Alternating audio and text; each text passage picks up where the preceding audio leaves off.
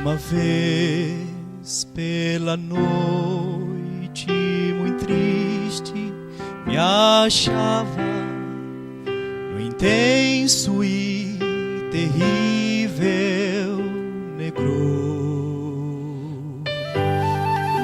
e ao sentir-me tão só eu clamei: Senhor, não desvies teu rosto de mim. Minha mão em tua mão quero ter ao seguir daqui ao distante lar. Vem me guiar com teu amor para junto de ti, Senhor. Poderei como rei habitar num palácio com farturas de ouro e bens, mas para mim não existe sofrer maior que viver neste mundo a sós. Minha mão em tua mão quero ter ao seguir daqui ao distante lar. Vem me guiar com teu amor para junto de ti, Senhor.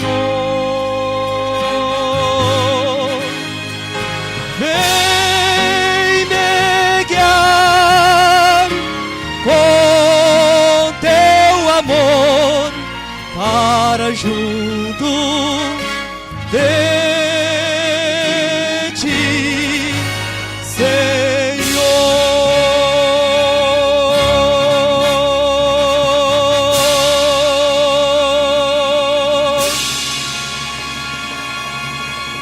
Amém, Senhor. Amém.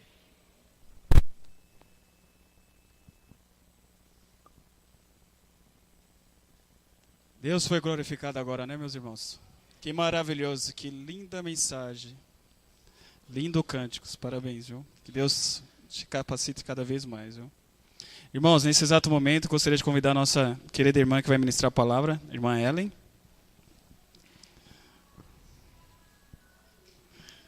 Foi tão fácil descobrir o nome dela, porque o nome da minha esposa é Ellen também. Nome muito bonito. É um prazer, né? Obrigado por você ter aceito o convite da igreja do IP de estar ministrando a palavra hoje. Tá bom? Muito obrigado.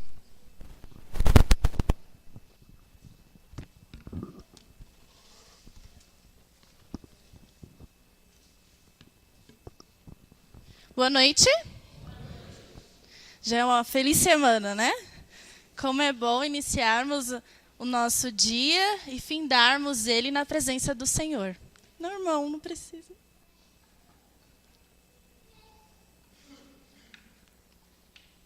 Obrigada.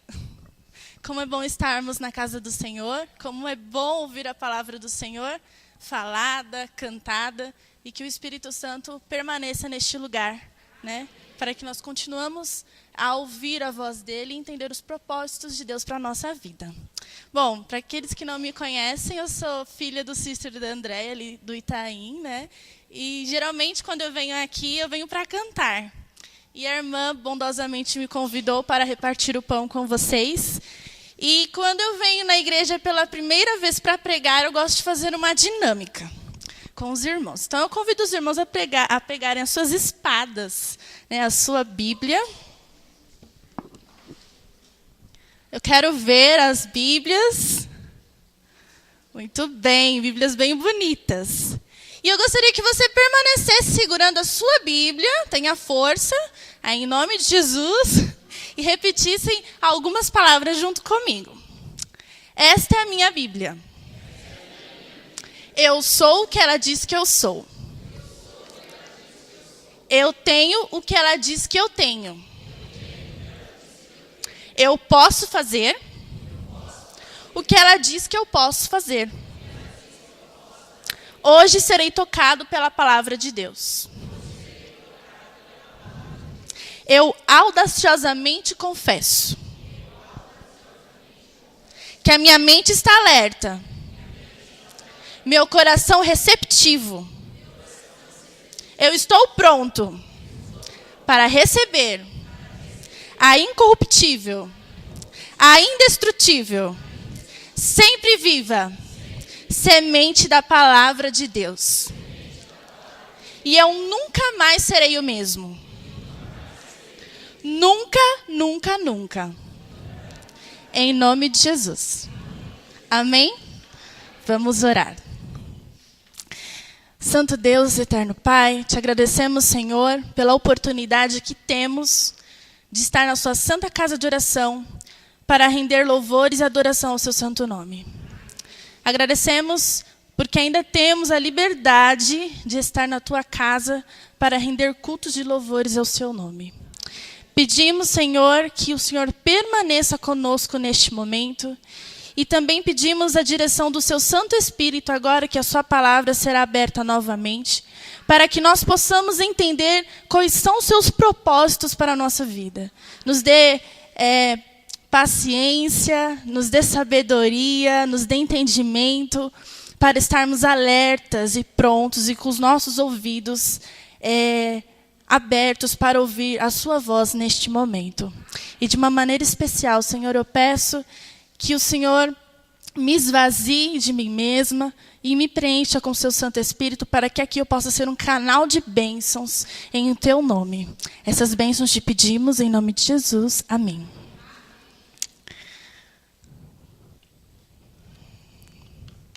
Bom, quando me convidaram, falaram que o culto ia ser sobre família e me deram uma missão muito especial para falar para jovens. E pensando nisso, todos nós somos jovens, amém? Todos vocês se consideram jovens? Eu sou jovem e espero me considerar jovem por muito tempo. Então, nós vamos aprender algumas lições que Deus tem para a nossa vida, especialmente para a juventude, né? Deus sabe, e os irmãos veem nós jovens, sabe, conhecem os nossos desafios, já passaram por essa fase e sabem que não é uma fase muito simples de ser vivida, mas com o poder do Espírito Santo nós podemos revolucionar o nosso tempo, através da nossa juventude. Então vamos abrir as nossas Bíblias em 2 Crônicas, capítulo 29. 2 Crônicas está lá no Velho Testamento.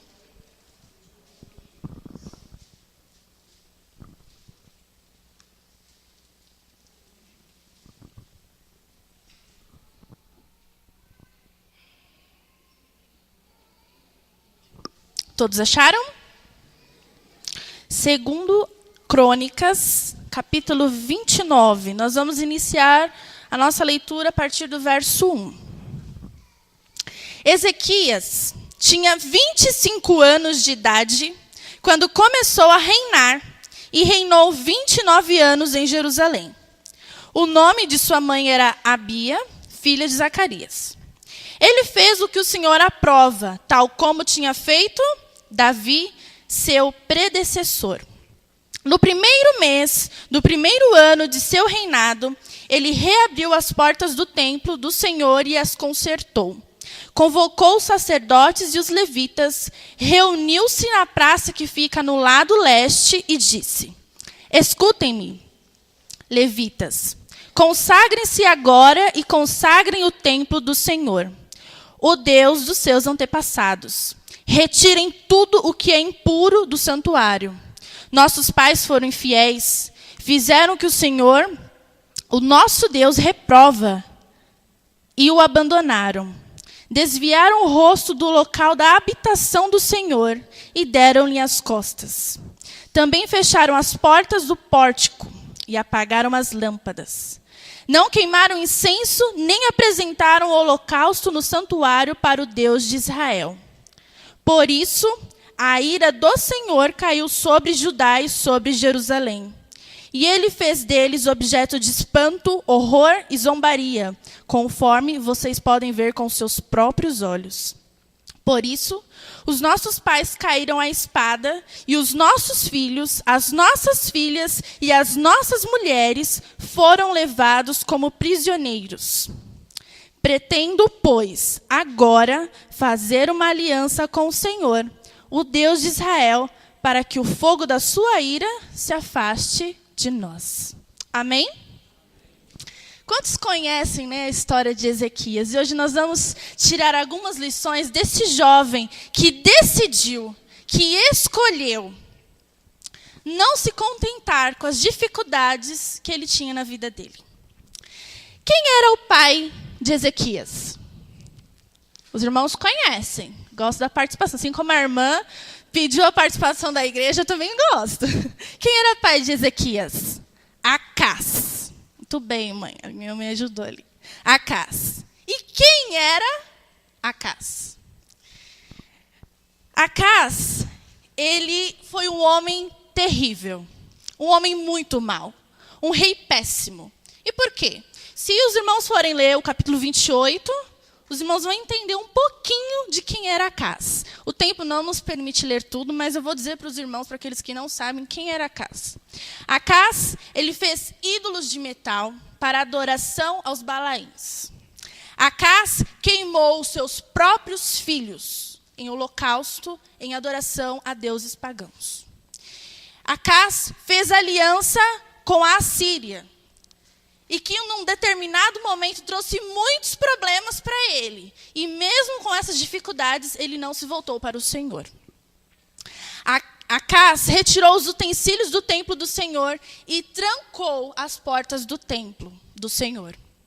Ergueu altares em todas as esquinas de Jerusalém. Em todas as cidades de Judá, construiu altares idólatras para queimar sacrifícios a outros deuses. Acás foi um rei tão ruim que quando ele morreu, ele não foi sepultado no túmulo dos reis de Israel. Que terrível, não é verdade? Que rei mau. Que exemplo que ele deu para o seu povo e para o seu filho. Para que, o que sobreviveu, na verdade, porque como eu falei, como está na Bíblia, ele queimava os próprios filhos em adoração a outros deuses, seguindo as tradições dos cultos pagãos daquela época, do povo, que Deus dava orientação para o povo de Israel que não se misturassem. E Ezequias, ele cresceu nesse contexto, nesse caos, onde o seu pai não proporcionou nenhum testemunho, nenhum conselho, nenhuma postura que fosse saudável e benéfico para o seu crescimento. E agora, com 25 anos, ele assume o trono. E que trono é esse? Que não tem dinheiro, que o povo está idólatra, que você não tem soldados. Por quê? Se a gente for ler a história antes, né, eles se envolveram em muitos conflitos, muitas pessoas morreram, muitas pessoas foram escravizadas, né, vamos colocar exiladas. Era um reino totalmente destruído. Foi a única herança que o seu pai deixou para o filho dele, para Ezequias. E aqui começam as nossas lições. Pais, qual é o tipo de herança que vocês deixarão para os filhos de vocês? O que vocês têm construído hoje que servirá como uma herança para os filhos de vocês? Quando chegar lá na frente, que os filhos de vocês estiverem grandes, né, que estiverem maduros, construindo seus lares, suas famílias, qual será o exemplo que eles vão carregar para o lar deles de homem e de mulher? De cristão, de esposo, de esposa, de mãe, de pai, de cidadão. O que vocês têm construído para deixar de legado e herança para os filhos de vocês? Nós vivemos em tempos que a família se resume em algumas frases. Por exemplo, quando der tempo, nós vamos conversar. Quando eu terminar meus afazeres, eu resolvo o seu problema. Como a irmã citou aqui do bullying, eu trabalho em escola. E eu vejo muito isso. Muitas crianças que passam por diversas circunstâncias e os pais nem ficam sabendo. Por quê? Porque não participam da vida dos filhos. Então, nós temos vivido muitos conflitos, não só de estresse, de depressão, mas conflitos de valores. As coisas estão terríveis e nós, jovens, filhos, estamos no meio desse contexto. O que você, pai, tem feito para que nada disso seja uma má influência na nossa vida? Qual é o conceito de cristianismo que nós temos deixado, né, que os pais têm deixado para nós filhos, para nós jovens? Ou será que os irmãos vêm até a igreja, adoram a Deus, mas ao sair daquelas portas é insulto, é indiferença, é ausência, é falta de amor, é falta de paciência? Ou seja, uma vida hipócrita. Para todo mundo é uma família maravilhosa, mas dentro de casa você não tem dado, feito aquilo que você realmente prega para as outras pessoas. Eu trabalho, como eu falei, em escola já faz 4 anos. E nos 3 primeiros anos, eu trabalhei em escola de ensino médio. Hoje eu trabalho em escola de Fundi 1, que são de crianças do primeiro ano ao 5º ano. E há uns meses, nós temos tido muitos problemas com um aluno que está no 2º ano, ele deve ter 7 anos, e ele está muito agressivo, está muito rebelde. Assim, está difícil lidar com ele. E nós fomos buscar o histórico, porque tudo bem que a criança é pentelha, né? Tem criança que pega fogo, mas estava fugindo da normalidade. E nós descobrimos que a mãe dele, na sua gestação, usava drogas. E hoje isso reflete na questão psicológica, neurológica daquela criança. E possivelmente uma mãe que usa drogas na gestação não dá assistência para essa criança, não é presente na vida dessa criança, não a ama como ele deveria ser amado, e isso reflete na vida dele e no contexto social que ele está inserido. E é com esse tipo de pessoas, com esse tipo de famílias que nós lidamos. Eu quero ter a esperança e a certeza de que neste lugar não há nenhuma família destruída dessa maneira. Que todos nós estejamos alicerçados na palavra de Deus e mesmo com as dificuldades, estamos aí na batalha para que o nosso lar seja um pedacinho do céu. Mas existem muitas famílias lá fora, muitos jovens lá fora, muitas crianças que vivem nesse contexto e convivem com os filhos de vocês. E se nós não tivermos uma postura dentro de casa, essa influência ruim vai entrar para o seu lar, vai contaminar o seu lar e vai destruir a bênção que é o lar que é instituído por Deus. Então, nós precisamos nos atentar bastante nisso. A falta de estrutura nas famílias tem causado muitos danos. E não é só emocional, é mental, é físico e principalmente espiritual. Essa foi a herança que Acás deixou para Ezequias. E agora eu vou perguntar para os jovens. Jovens, vou colocar uma faixa etária. Dos adolescentes até os 30 anos. Quantos tem aqui? Eu tenho 25. As meninas ali atrás estão com vergonha. Tem uns ali em cima. Eu pergunto para vocês. O que vocês fariam nessa situação de Ezequias? Com um pai que foi super ausente, que só deu exemplos ruins, e que deixou esse tipo de herança. Vamos colocar um governo para ficar mais fresco, mais fácil da gente entender? Um governo de um país totalmente desestruturado. O que vocês fariam? Alguém tem coragem de compartilhar comigo? São tímidos. Eu confesso que eu, Ellen, ficaria muito assustada. Eu ia olhar para mim e falar, o que eu vou fazer mediante a tantos problemas, e principalmente o financeiro, né? Que é um reinado, um governo sem dinheiro, todo o resto, a gente tem muito mais dificuldade de reestruturar. Mas Ezequias, ele fez algo diferente. Vamos reler o que ele fez no verso 10. Pretendo, pois, agora fazer o quê? Fazer o quê? Eu não ouvi. Eu vou ler de novo. Pretendo, pois, agora fazer uma aliança com quem? O Deus de Israel, para que o fogo da sua ira se afaste de nós. Ezequias, ele viu toda aquela situação e ele pensou, vamos imaginar, né? Usar a nossa imaginação. Não tem dinheiro, não tem exército, o povo está rebelde em relação a questões espirituais, só calamidades. Eu preciso de muitas coisas. Mas o que ele realmente precisava era de Deus. E eu acho engraçado porque às vezes a gente pensa, poxa vida, os pais, né? Eu imagino. Eu gostaria de trazer um conforto melhor para os meus filhos. Eu preciso de mais o quê? Conforto está relacionado ao quê? E dinheiro está relacionado ao quê? Trabalho. E muitos estão sofrendo com desemprego. Então, numa circunstância dessa, o que você pensa? Eu preciso do quê? De emprego. Às vezes você precisa de saúde. Às vezes você precisa de tempo para dedicar à sua família. Mas o que realmente nós precisamos é o que Ezequias fez. Fazer uma aliança com Deus. Porque se nós buscarmos o reino de Deus, o que acontece? Todas as coisas são acrescentadas. Quantos exemplos ruins nós não temos na nossa vida, não é verdade? Eu, graças a Deus, tenho pais que me dão bons exemplos. Mas tem muitos jovens que não têm bons exemplos. Talvez vocês passaram por isso. Ou um pai, ou uma mãe, ou um irmão, ou um parente muito próximo.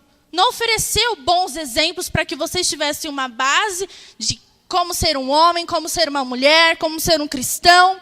E assim vocês se direcionassem bem na vida cristã. Todos nós encontramos maus exemplos. Mas esses maus exemplos determinam que nós temos que ser assim? Se eu tenho um pai que bebe, quer dizer que eu tenho que ser alcoólatra? Eu coloquei um exemplo aqui interessante. E eu coloquei sem perceber que é um problema que a gente tem na nossa família. A minha família, por parte de pai, tem um problema cardíaco. E hereditário. Ou seja, se eu não me cuidar, eu vou ter problemas cardíacos.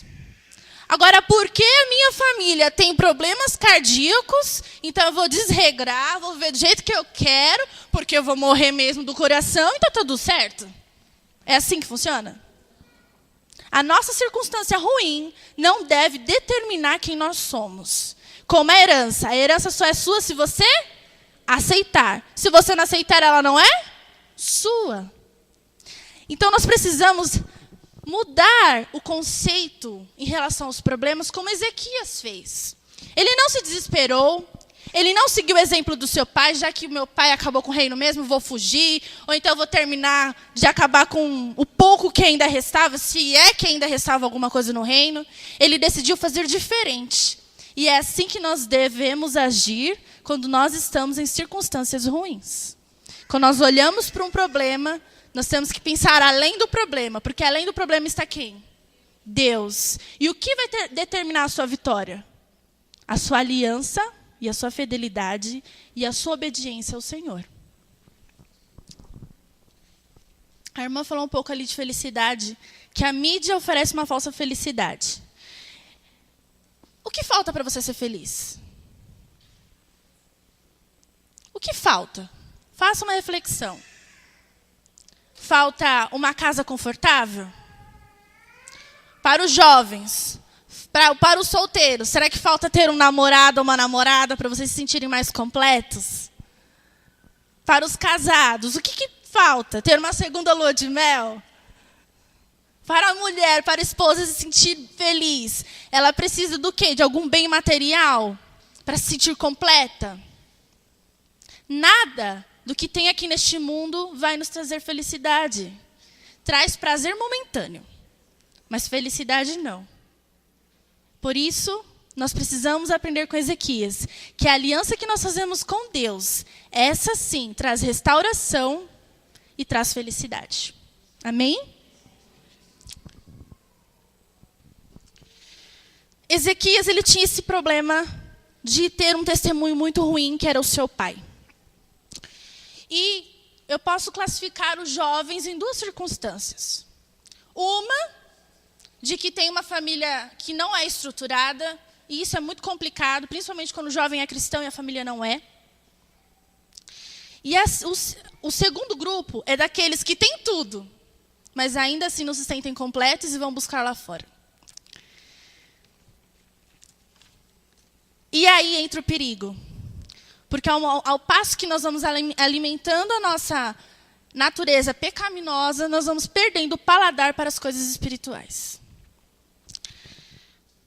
Eu vou contar um relato de uma pessoa que nós conhecemos, que esse jovem, ele tem de tudo. Tinha de tudo, vamos colocar no passado, né? Ele tinha de tudo. Uma casa confortável, pais presentes, condições financeiras. Não são ricos, mas uma condição financeira boa, que dá para você passear de vez em quando, dá para você comprar aquele tênis que você gosta. Tá ótimo, tem gente que não tem nem isso. Tem uma família muito boa, tem princípios cristãos, mas decidiu que isso não era o suficiente para si. E o que ele fez?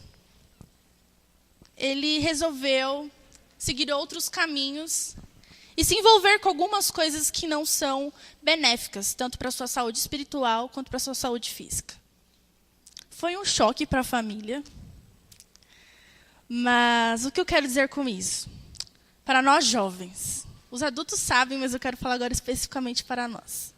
Quando nós quebramos a nossa aliança com Deus, acontece na nossa vida as mesmas coisas que aconteceu no reinado de Acás.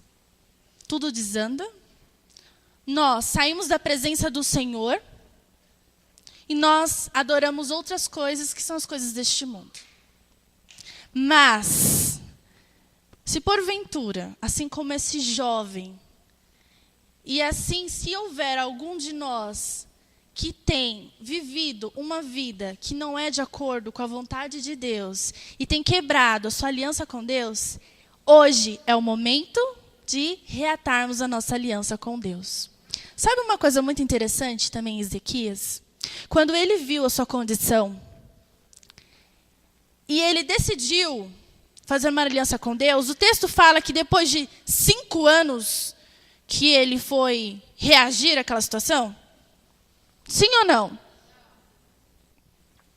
Vamos ler o texto novamente, que os irmãos estão com dúvida. O texto, capítulo 29, verso 1. Ezequias tinha 25 anos de idade quando começou a reinar. E reinou 29 anos em Jerusalém. O nome de sua mãe era Abia, filha de Zacarias. Ele fez o que o Senhor aprova, tal como tinha feito Davi, seu predecessor. No primeiro mês do primeiro ano, a minha tradução é diferente, né? No primeiro mês do primeiro ano de seu reinado, ele reabriu as portas do templo e assim começa a descrever o que ele fez. Foi no primeiro mês, nos primeiros dias do mês, no primeiro ano. Nós temos que reatar a nossa aliança com Deus e mudar quando? Hoje. Eu aprendi uma coisa muito interessante com um pastor, que é uma das minhas influências aí, que eu gosto bastante. Ele fala que não existe amanhã. E também não existe ontem. Porque o ontem e o amanhã não vem. Porque o amanhã de ontem é hoje, então não tem amanhã. Então a nossa mudança, a nossa decisão, a nossa aliança tem que ser feita quando? Hoje e agora. Porque quem quer para amanhã, quer para agora. Que é para ontem, não quer para depois. E nós vivemos, até comentei com a minha mãe sobre isso, eu tenho muita dificuldade, e nós vivemos uma situação de procrastinar, deixar para depois. Vou fazer dieta, segunda-feira. Né? Eu vou mudar o meu comportamento dentro do meu lar. Depois que fulano fizer tal coisa, ou depois que chegar tal data. Eu preciso estudar para o Enem. Ah, mas esse fim de semana tem uma festa? Eu vou deixar para depois. Eu preciso estar mais presente na vida dos meus filhos. Ah, mas eu estou tão cansado. Trabalhei tanto, eu tenho tantas coisas para fazer. Deixa para amanhã, que amanhã eu vou me organizar melhor. Vou chegar mais cedo e vou ficar um pouco mais com os meus filhos. Quem quer, quer agora. E eu pergunto, você quer que Deus faça um milagre na tua vida? Amém? Amém. Não senti firmeza que os irmãos querem, mas eu quero. E se eu quero, eu tenho que reatar o meu relacionamento com Deus agora. Porque se eu fizer isso agora, eu vou ter a minha vitória. Assim como Ezequias fez.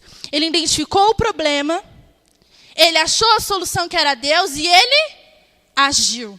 E Deus o honrou com ricas bênçãos. E é exatamente que Deus quer fazer isso na nossa vida. Ser jovem, ser cristão, todos nós temos as nossas dificuldades. Né? Não adianta a gente classificar, porque criança tem menos dificuldade que jovem, que tem menos dificuldade que adulto, que tem menos dificuldade que idoso e que os solteiros têm menos dificuldade que os casados. Todos nós, em todas as circunstâncias, temos dificuldades, problemas, desafios e tentações a vencer. O que difere uma classe da outra é a nossa determinação em sair das circunstâncias ruins da nossa vida mais que vencedores. Amém? E para a gente finalizar, nós vamos ainda aprender mais uma lição com Ezequias. Se nós lermos o texto 2, novamente, vamos ler. Ele fez o que o Senhor aprova, tal como tinha feito quem? Quem? Davi. Ele tinha um exemplo ruim dentro da casa dele. Mas de quem ele seguiu? Do exemplo bom. Jovens, nós temos muitos exemplos bons. Adultos, né, pais, mães. Nós temos muitos exemplos bons, mas nós também temos muitos exemplos ruins. Cabe eu escolher qual que eu quero para a minha vida. E para cada um existe uma consequência. Não é tão mais fácil seguir os bons exemplos, aprender com os erros dos outros e ser feliz, do que ter que quebrar a cara, passar por toda uma situação ruim, porque escolhemos seguir os exemplos maus? Às vezes nós nos sentimos sozinhos nas circunstâncias, não é verdade?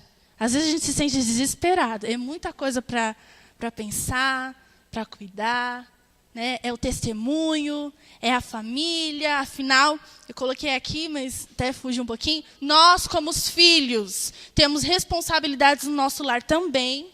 Também somos responsáveis pela manutenção espiritual do nosso lar. Também temos que promover paz e harmonia no nosso lar. Também precisamos ajudar na manutenção do casamento dos nossos pais.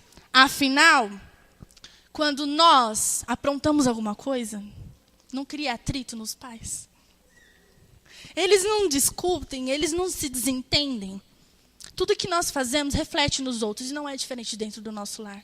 Então, quando nós decidimos fazer como Ezequias, pegar todos os nossos problemas, todas as nossas dificuldades e falar, Senhor, eu vou te buscar em primeiro lugar, eu vou fazer uma aliança contigo. O Senhor vai na frente que eu vou atrás e vai dar tudo certo.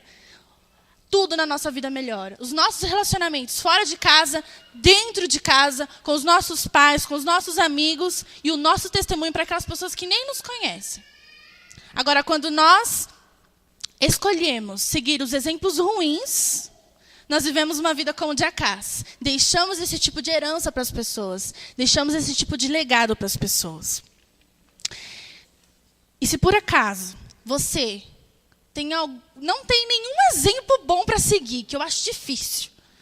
Mas se você não tem nenhuma referência positiva de como ser um bom pai, de como ser uma boa mãe, de como ser um bom jovem, um bom cristão, um bom filho, aqui contém diversos testemunhos de pessoas que, como eu e você, passaram por iguais ou piores circunstâncias e que escolheram colocar o Senhor em primeiro lugar, fazer uma aliança com Ele de fidelidade e saíram mais que vencedores diante das adversidades. Está você disposto a permitir que Deus faça uma aliança com você? Você está disposto que Deus cutuque a ferida, aquilo que você gosta, para te transformar, para que você seja um canal de bênção na sua família? Está você disposto a abrir mão daquilo que você gosta para promover no seu lar um pedacinho do céu? Deus, ele tem um amor personalizado para cada um de nós. E naquilo que nós somos falhos, naquilo que nos falta, Deus, ele completa. Então, se é na falta de tempo, ele vai te dar um tempo. Se é na falta de sabedoria, ele vai te dar sabedoria. Se é na falta do carinho, ele vai te dar carinho. Deus tem um amor personalizado. Ele me ama de um jeito Ellen. E ele te ama de um jeito especial. Quer você fazer uma aliança com esse Deus que tem um amor incondicional, um amor ágape, um amor personalizado por você, para que a sua família seja salva, para que você seja um instrumento de salvação na sua vida e na vida da sua família? Amém? Quantos gostariam de ser essa bênção? Amém. Eu vou cantar um louvor. Enquanto eu estiver cantando, eu não gosto de pedir para as pessoas se levantarem, para levantar a mão, dizendo que aceitou o apelo. Mas sinta-se à vontade para sentir o mover do Espírito Santo neste lugar. Se você aceita esse amor, se você aceita essa aliança como Ezequias fez com Deus, se você quer essas bênçãos na sua vida, faça uma oração particular com Deus. E peça para que Ele te transforme. Porque aquilo que parece impossível para você é muito simples para Deus resolver. Ele quer fazer uma aliança com nós. Mas para isso nós precisamos dar um primeiro passo. Que Deus nos abençoe, que Deus nos encha de sabedoria, para que nesses poucos momentos que ainda restam nessa terra, nós possamos viver um pouquinho do céu que Ele tem preparado para cada um de nós. Amém?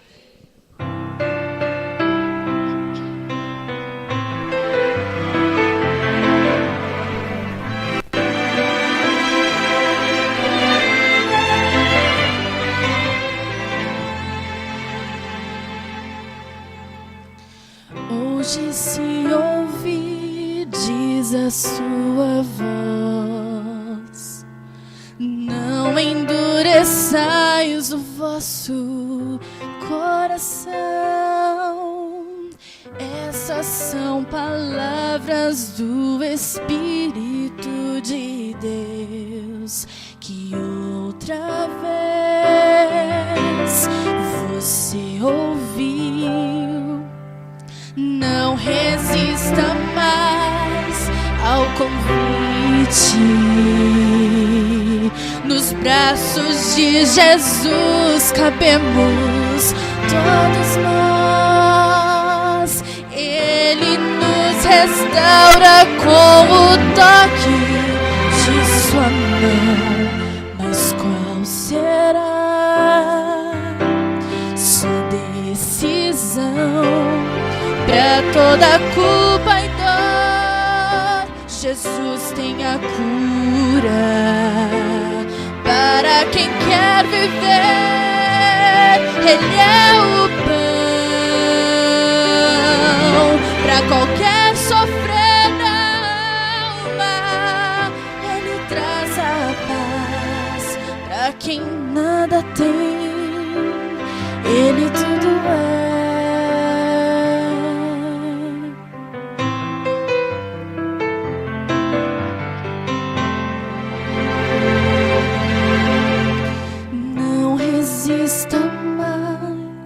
Ao convite,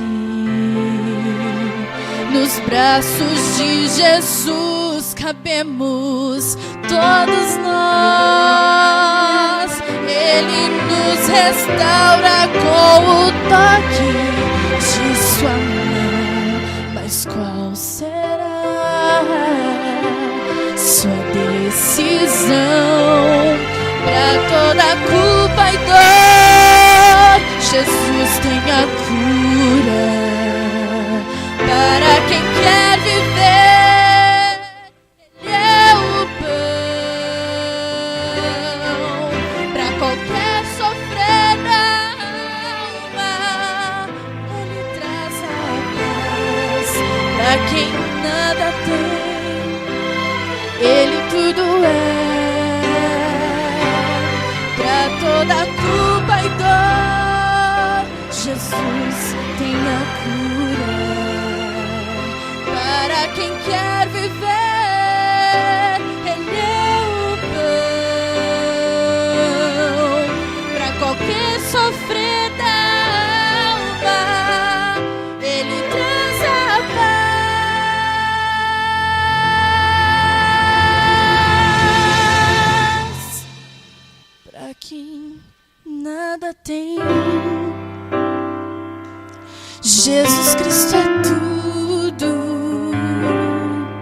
Para quem quer viver,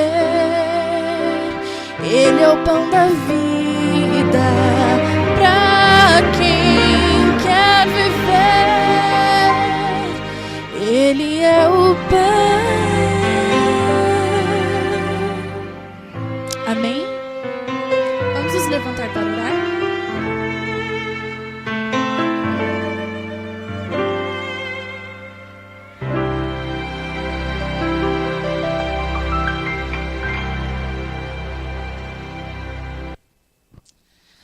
Senhor, te agradecemos porque mesmo em meio às nossas falhas, o Senhor insiste em nós. Mesmo talvez aqui, sem vontade de ouvir a Tua voz, o Senhor insistiu em falar no nosso coração. Na nossa condição, ou de filho, ou de pai e mãe, ou de esposo e esposa, nós temos algumas falhas. Falhas que nós não queremos admitir. Mas percebemos, Senhor, através da vida de Ezequias, o impacto negativo que tem quando nós desviamos dos teus caminhos. Quando nós não aceitamos a sua aliança de fidelidade e de felicidade na nossa vida. Nos ajude, Senhor, a não ser como Acás. Um peso morto, um elo fraco, um mau testemunho, um servo que se afastou dos seus caminhos e que buscou o mundo para satisfazer seus próprios prazeres. E que se por acaso, Senhor, estivermos neste erro, que o seu Santo Espírito possa nos reestruturar, nos quebrar e nos fazer novas criaturas. Que se por acaso até hoje erramos, que essas pessoas que sofreram influências ruins através do nosso mau testemunho tenham sido sábias como Ezequias. Que não olharam para os nossos defeitos, mas aprenderam com as coisas boas, com os bons exemplos e renovaram sua aliança contigo. Nos ajude, Senhor, a viver uma vida de retidão na Tua presença. Não adianta ganhar o mundo e perder a nossa vida e a nossa família. Nosso testemunho, nosso trabalho tem que começar de casa. E é o lugar mais difícil. Mas pelo poder do seu Santo Espírito, nós podemos sair mais que vencedores. Que o seu Espírito possa habitar no nosso coração, na nossa mente. E que esse Espírito possa transbordar no nosso lar. Que realmente o nosso lar possa ser um pedacinho do céu. Que nós como filhos, Senhor, que aqui todos nós somos filhos, possamos honrar os nossos pais. Possamos amá-los e cuidar deles. Que nós possamos, como os filhos teus, honrar o teu nome e te amar incondicionalmente. Abençoe essa igreja. Abençoe as famílias a qual pertencem. Abençoe as famílias que são influenciadas por essas famílias que estão aqui.